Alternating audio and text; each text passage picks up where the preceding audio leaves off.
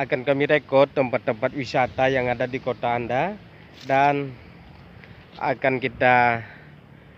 promosikan ke mancanegara, dan akan kita perkenalkan ke dunia luar bahwa di Aceh ini adalah mempunyai tempat yang kaya akan tempat wisata, dan saya rasa tidak terlalu berlebihan kalau saya sebutkan Aceh ini merupakan surga wisata yang terlupakan. Cukup banyak sekali tempat-tempat wisata ya, saya bilang nggak dipedulikan oleh pemerintah, mungkin kurang ya sahabat YouTube.